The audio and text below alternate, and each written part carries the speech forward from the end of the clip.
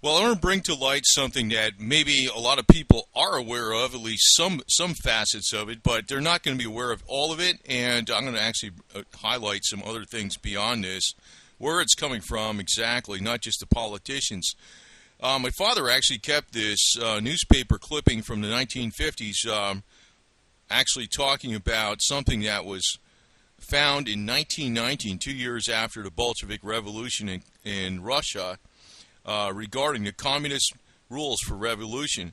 Now, you could say this is happening not just in the United States, it's happening worldwide. And some of it started to come this way more in the 1960s, but now there's other aspects of society and typical values that people have had that are changing more recently. And let me just go over these rules real briefly, and you'll see, it is coming about what was said in 1919, the communist rules for revolution found in captured files. So what would they say for revolution? The plan was first published in the Oklahoma Examiner Enterprise. In brief, it goes as follows: corrupt the young, get them away from religion. You can see that's going on. A lot of times the churches are fairly empty, even during Christmas time and Easter time. That was usually when they're full, but now they're not even that full anymore. Get them interested in sex, make them superficial, destroy their ruggedness, and you can see a lot of that's happening. A lot of the people today are thinking like, I'm entitled to this, I'm entitled to that, and sometimes that really burns me up, even more so when you hear a veteran saying, I'm a veteran and I'm entitled to something. Well, the veterans of 1776 weren't entitled to anything by the government. They just fought the war, and they fought for what they thought was right, and they created the framework they fought for the framework of the Constitution too, and against excessive rules and taxation.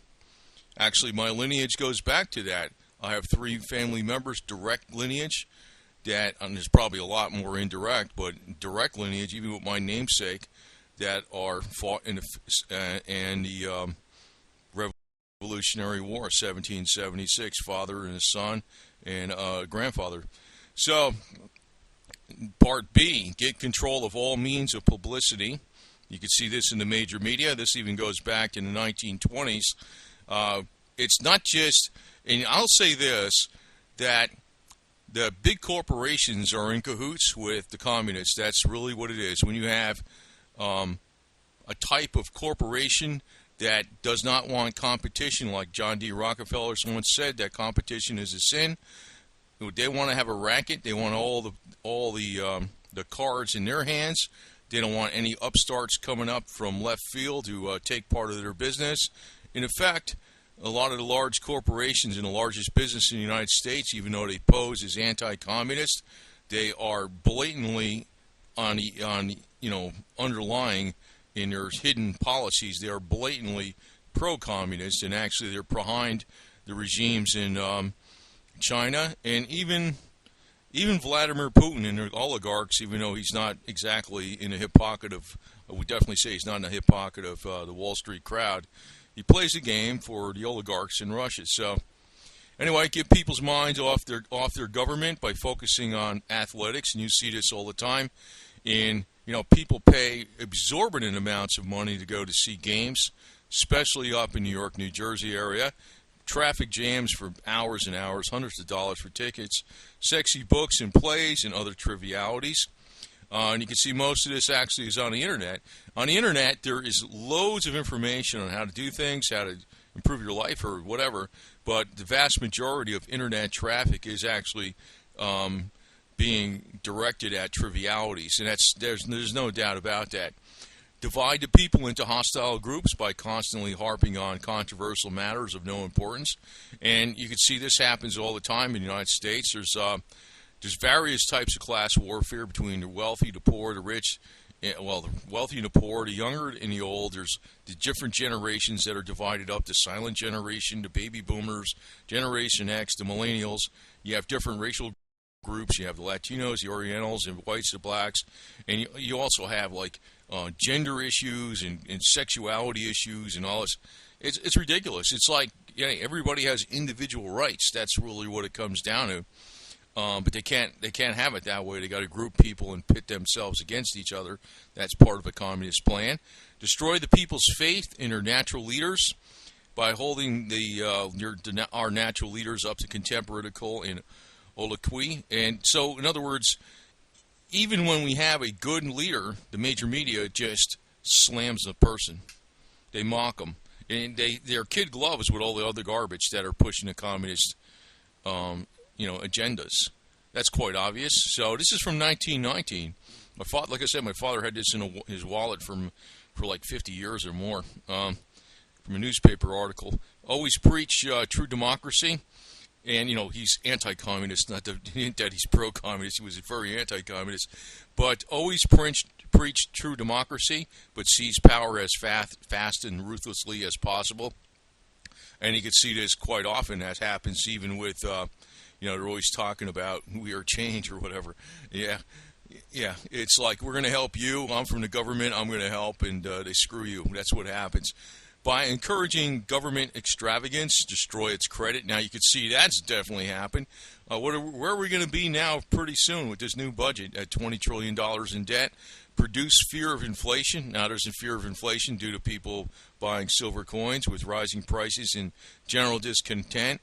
There isn't any really right now any rising prices in the consumer index so much, but there is rising prices probably on looming behind the scenes, but there has been rising prices in large ticket assets. Eventually all that money that's behind the dam will flow out into our economy, and we will have even rising super rising consumer prices. And the fears are justified because they're destroying the government. Foment unnecessary strikes in vital industries. You can see this happening all the time too, even in the airline. Sometimes it's in the airline industry, sometimes it's in the coal industries or whatever. Encourage civil disorders. Even when you see the Occupy Wall Street movement has been co-opted before by George Soros. It was like a legitimate movement at first, and then it became co-opted by George Soros. Foster a lenient and soft attitude on the part of the government towards such disorders. And you can see this happens quite often, even with sometimes I know it's justified, but where the cops are doing some stuff bad, really bad. But then when there's like really blatant disorder destroying people's properties and their livelihoods over something that they're not related to, and then there's the government itself is like looking the other way. You see things like that happening all the time. By specious argument, cause the breakdown of old moral virtues, and you can see that's happening all the time. Honesty, sobriety, continence, faith in the pledged word, and ruggedness.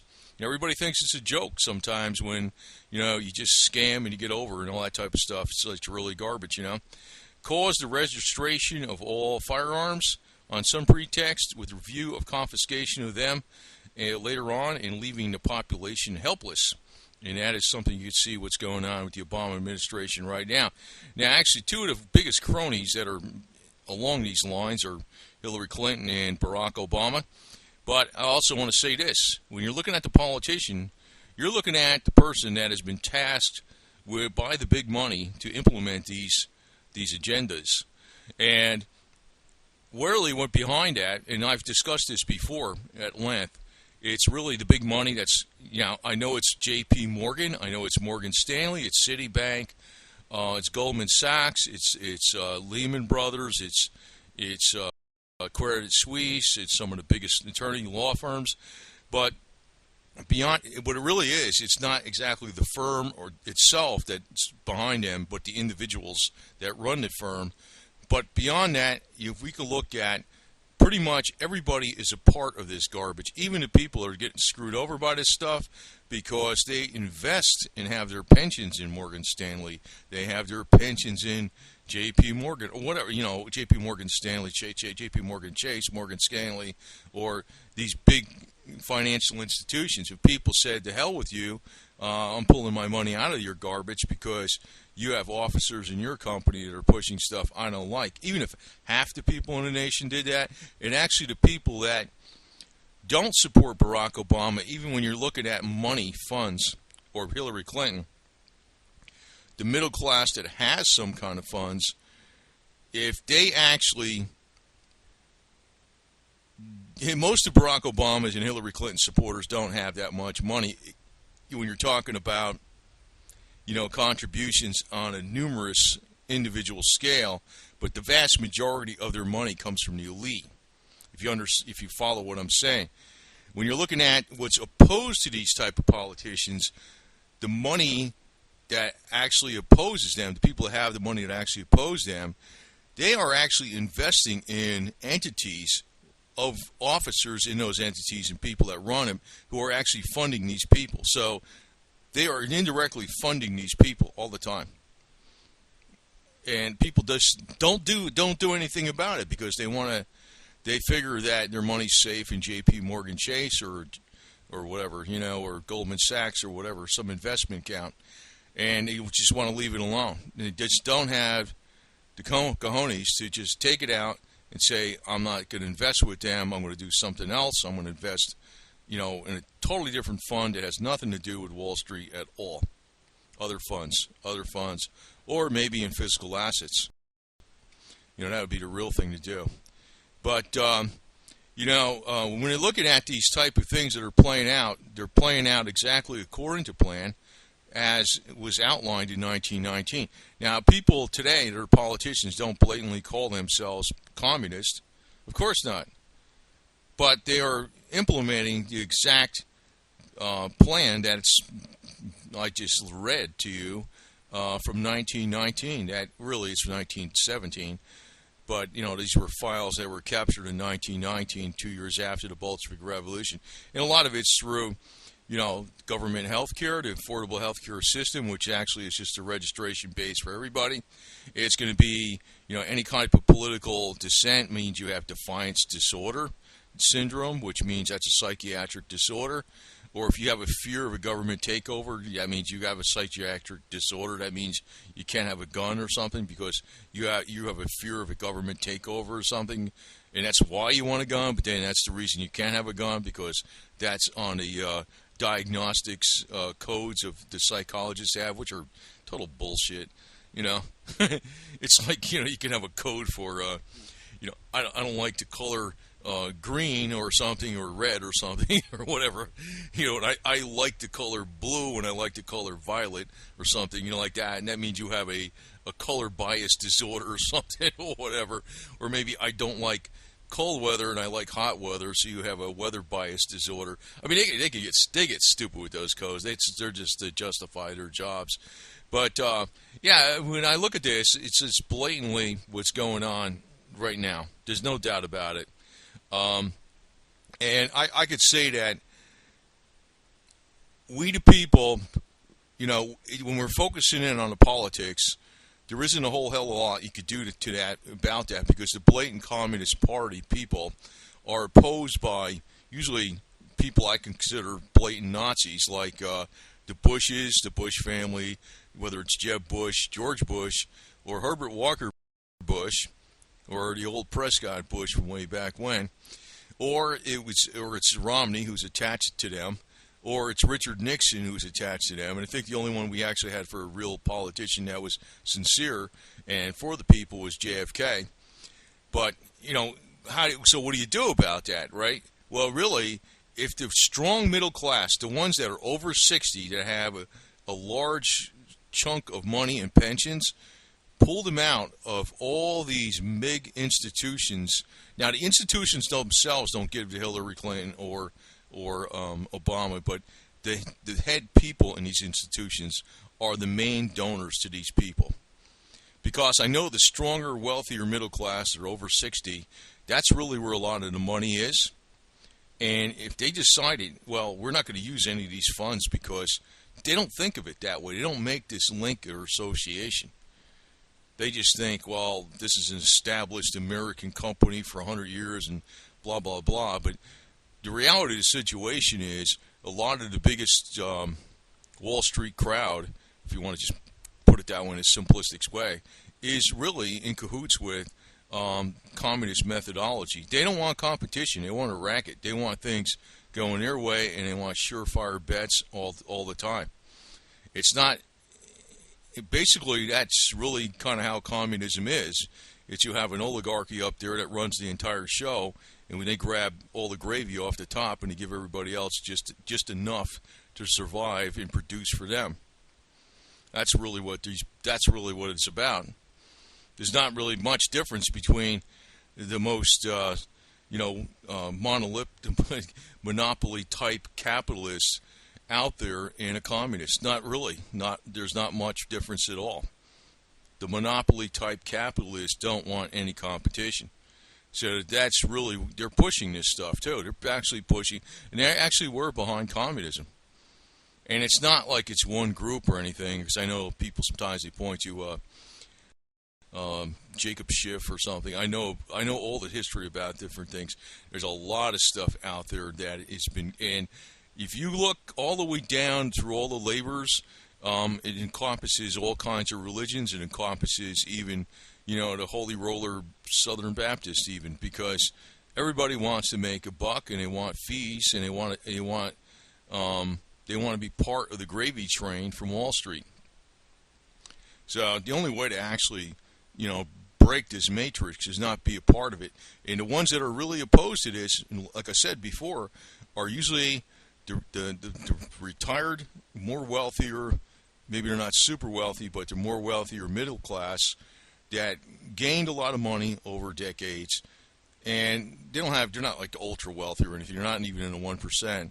But as an aggregate of numbers, they actually feed the whole system of J.P. Morgan and Morgan Stanley and things like Citibank and Bank of America, Credit Suisse and Lehman Brothers and all that other stuff. They pull their money out of there, it would actually topple the people that are feeding these type of politicians like Hillary Clinton and Barack Obama. But nobody makes that association. They just watch Fox News and they get mad. That's what they do. So I wanted to actually, besides just recite exactly what the communist goals were, and when I use that word, that's really what it is. And some people say, communist is good, or some people say it's good, but hey man, they're control freaks. They're no different from the Wall Street bastards on the top that are too big to fail. Why do you think the Wall Street bastards on the top got bailouts? Because they own the freaking government. Same damn thing like communism. I mean, you call it another name, but in reality, the capitalists that are like monopolies and the communists are pretty much the same type of damn thing. And a lot of the top capitalists in this earth actually created communism from day one. So why do the most semi-strong middle class that are retired invest in these institutions that are pushing these policies? They don't see it. They just get all mad, and they look at Fox News, and they look at Bill O'Reilly, and they look at some other idiot out there. Not him. He's not too bad. There's other ones out there. There's a lot of them, and they're just showboating. They're not. What you could really do is not even bother with the freaking damn news or waste your time with it. Just pull your money out of these places. Like I said, the institution like Morgan Stanley, Goldman Sachs, and J.P. Morgan Chase, and Lehman Brothers and Credit Suisse and all that, and they're not. The institution itself is not contributing to these people's campaigns. It's the individuals that are up in the institutions. But you know what? That really is the institution, because these individuals up on the top of the institutions are gaining the most bonuses from your money. And as long as you get something out of it, you're saying, oh, that's okay, it went up a little bit. Pull your money out of that type of garbage. And if everybody did that, it would cut off all the contributions going to these people, because I know Hillary Clinton says 94% of her contributions in December came from $100 smaller donors, $100 or less. But in reality, that's 94% of the number. That's not 94% of the contributions in dollar terms. The vast majority of contributions in dollar terms came from the mega donors who she's beholden to, just like Barack Obama, who is owned by George Soros. And I'm sure Hillary's also got backing by George Soros. So, been a little lengthy on here, but I wanted to explain a couple different angles on how this could be stopped. But, and I'm not reaching enough people to, put these different types of ideas out there because, Sean, whatever the hell his name is in Fox News, and the blonde lady on Fox News. I don't even know who the hell. I don't watch this shit. I remember Bill O'Reilly's name. I can't remember it. It's the other blonde lady out there, whatever her name is. Meg Kelly, whatever her name is. I don't watch the crap, you know what I mean? I don't remember their names, but, that's usually these conservative types they watch, and it's like, at the same time, they're keeping their money in the places that are feeding the money to these people. Why? It's amazing. So anyway, but, they won't pull their money out of there because they figure they're going to get some interest, so they're part of the matrix, and they're the ones that are shooting themselves in the foot at the same time. So, there you go.